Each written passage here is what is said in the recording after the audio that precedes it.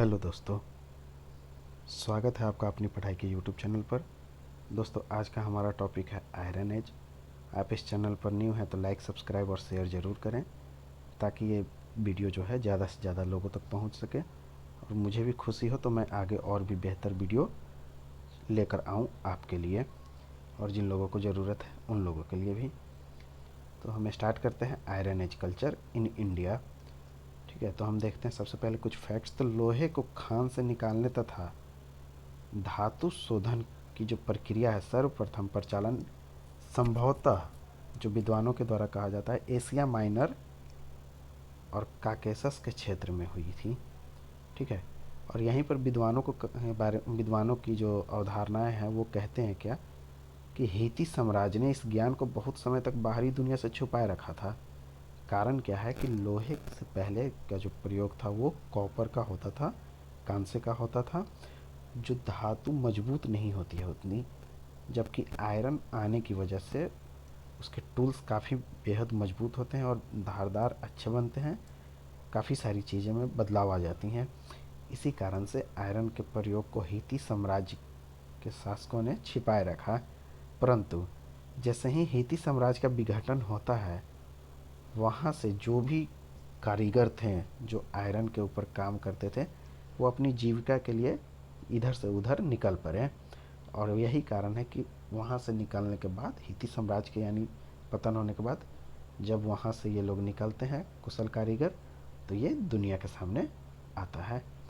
पाकिस्तान के दक्षिणी भाग और मध्य बलूचिस्तान की बृहद पाषाणिक संस्कृति से लोहे के प्रमाण मिलते हैं, जिसकी तिथि तकरीबन 1000 ईस्वी पूर्व मानी जाती है।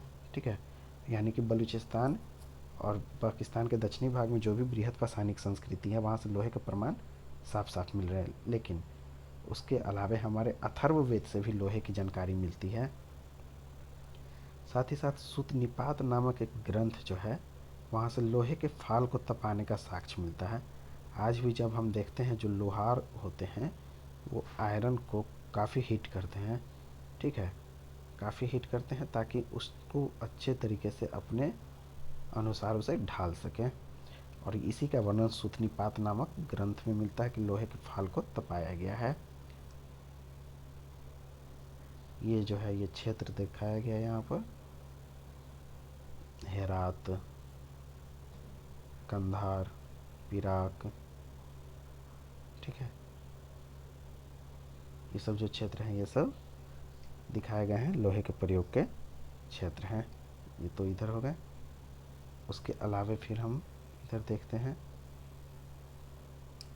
ब्रह्मगिरी, संगनकल्लू, टेक्कलकोट्टा, मास्की, पतगल, नैकुंड तथा बहल, नोह, दादूपुर, इन सारी जगहों से भी।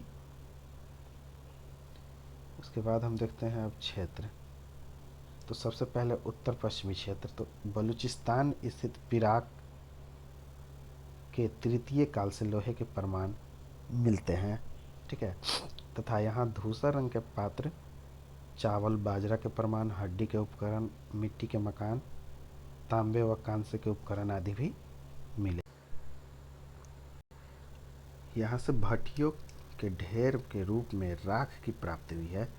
यानी जो भट्टी लोहा तपाने का था वहाँ से जाहिर सी बात है लोहा को तपाएंगे तो कोयले, लकड़ी, इन सब चीज़ों का प्रयोग करेंगे तो उसकी राख की प्राप्ति हुई है। ठीक है, और इसकी तिथि 900 ईस्वी पूर्व जाती है। बलूचिस्तान के पिराक में राख की प्राप्ति हुई है भट्टियों से, इसकी तिथि 900 ईस्वी पूर्व जाती है। उसके बाद दूसरा क्षेत्र जो है उत्तर पूर्व एवं पूर्वी क्षेत्र। रेनफ्रू एक विद्वान है, उनका मत है कि चीन में स्वतंत्र रूप से लोहे के प्रयोग की शुरुआत हुई और लौह उपकरण को ढालने के लिए प्रयुक्त होने वाली सांचे जो है जिगलिंग से भी मिली है। यानी कि लौह उपकरण को ढालने के लिए, यानी लोहे को गला करके और उसका उपकरण बनाया जाता था ढाल कर, तो उसका एक सांचा जिगलंग एक क्षेत्र है वहाँ से प्राप्त हुआ है। जबकि भारत में लोहे की प्राचीनता 1800 से 1700 ईस्वी पूर्व तक मानी जाती है और वहीं चीन में यह 1000 ईस्वी पूर्व तक ही रह जाती है। यानी इसका अर्थ ये हुआ कि रेनफ्रू का मत यहाँ पर गलत हो गया भारत के कॉन्टेक्स्ट में, और भारत का मत यहाँ पर सही है। ठीक है, यहाँ पर चीन से पहले लोहे की प्रयोग की गई है। व्हीलर ने भारत में लोहे के प्रचलन का श्रेय ईरान के हाकमानी शासक को दिया है। यानी विद्वानों ने अपने अपने अनुसार बातें कही हैं रिसर्च के द्वारा। गांगेय क्षेत्र के मैदानी भाग में लोहे के शोधन के साक्ष्य धातुमल के रूप में प्राप्त हुए हैं। धातुमल कहने का अर्थ कि लोहे को जब हम गर्म करते हैं, उसे गलाते हैं, तो उसमें से कुछ अशुद्धियाँ निकलती है, वही धातुमल होता है, जो हम वहीं पर फेंकते हैं जहाँ गलाते हैं, उसी के बगल में कहीं हम फेंकते हैं, और वो गांगेय क्षेत्र से काफ़ी मिली हैं। उत्तरी गंगा घाटी एवं दोआब क्षेत्र, मध्य गंगा घाटी यानी कि पूर्वी भारत, मध्य भारत तथा दक्कन और दक्षिण भारत से लोहे के प्रयोग के पुरातात्विक साक्ष्य काफ़ी भारी मात्रा में मिलती हैं। ठीक है, उसके बाद हम नेक्स्ट देखते हैं तो उत्तर भारत में आलमगीरपुर, अहिछत्र, नोह, अतरंजी खेरा, बटेश्वर, खलौवा, अल्लाहपुर आदि से चित्रित धूसर पात्रों के साथ साथ यानी PGW पेंटेड ग्रेवियर के साथ साथ लोहे की प्राप्ति हुई है, जिसकी तिथि 900 से 800 ईस्वी पूर्व जाती है। जबकि दादूपुर से बनाग्र एवं अन्य उपकरण मिले और इसकी तिथि 1700 ईस्वी पूर्व तक जाती है। ये जो बनाग्र है और अन्य उपकरण यहाँ से मिले वो पूरे लोहे के हैं। मल्हार की तिथि 1882 से 1639 ईस्वी पूर्व, राजा नल का टीला 1300, झूसी 1100 ईस्वी पूर्व, लौरा देवा 1200 या फिर 1100 ईस्वी पूर्व। जखेरा से लोहे के साथ अंडाकार या गोलाकार झोपड़ियों के भी प्रमाण मिलते हैं। ठीक है, जखेरा एक साइट है, यहाँ से लोहे के साथ साथ अंडाकार और गोलाकार झोपड़ी के प्रमाण भी मिले हैं। गुफा-कराल के महापाषाणिक स्मारक स्तर से लंबी सुई के समान लोहे के 3 उपकरण मिले हैं। ठीक है, गुफा-कराल से महापाषाणिक स्मारक जो प्राप्त हुई है, वहाँ से लंबी सुई के समान लोहे के 3 उपकरण प्राप्त हुए हैं। इसके बाद देखते हैं पूर्वी भारत क्षेत्र। पूर्वी भारत से लौह उपकरण उत्तरी कृष्ण मार्जित मृदभांड के पूर्व प्रचलित कृष्ण लोहित पात्र परंपरा के समकालीन है। ये उपकरण चिरांद, सोनपुर, तरदी, महिषदल आदि से प्राप्त हुए। उपकरण में बनाग्र, भलाग्र, छेनी, किल आदि प्रमुख हैं। पांडुराजार ढीवी से लोहे का धातुमल तथा लौह शोधन के लिए प्रयुक्त होने वाली भट्ठियाँ प्राप्त हुई हैं। कहाँ से? पांडुराजार ढीवी से।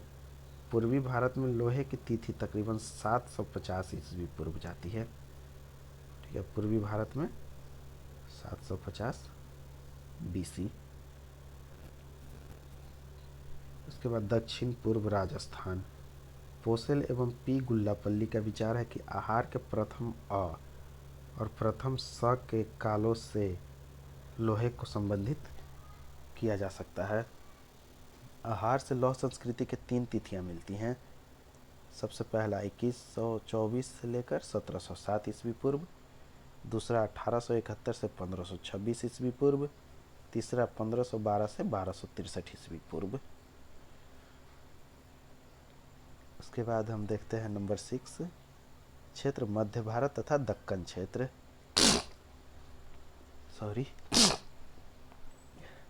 मध्य भारत के अंतर्गत मध्य प्रदेश और दक्कन में महाराष्ट्र का पश्चिमी क्षेत्र आता है। यहाँ जो प्रमुख पुरास्थल है नावदा टोली, नागदा, एरन, दंगवारा, उज्जैन, कैथा, प्रकाश, बहल, ये ताम्रपाषाणी के साथ साथ लौहकालीन पुरास्थल भी हैं।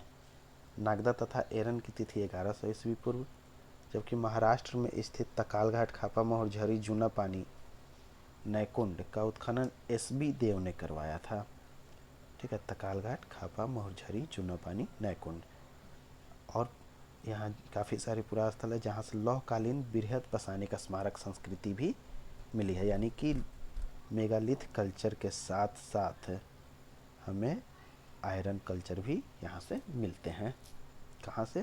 तकालघाट, खापा, मोहरझरी, जूना पानी, नैकुंड, जो महाराष्ट्र में स्थित हैं। उसके बाद हम देखते हैं नंबर 7, दक्षिण भारत क्षेत्र, दक्षिण भारत से लोहे के घोड़े का लगाम मिला है। ठीक है, लोहे से बना हुआ घोड़े का लगाम, दीपक टांगने का उपकरण आदि प्राप्त हुई है। जबकि पयमपल्ली से प्राप्त बृहद पाषाणिक स्मारक की तिथि C14 तिथि 700 ईस्वी पूर्व, और यहाँ से भी लोहे की प्राप्ति हुई है। हल्लूर और वीरपुरम से भी लोहे की प्राप्ति हुई है। तो हल्लूर की तिथि जो है 1255 और 1378 ईस्वी पूर्व, जबकि वीरपुरम की तिथि 1295 तथा 1525 ईस्वी पूर्व है।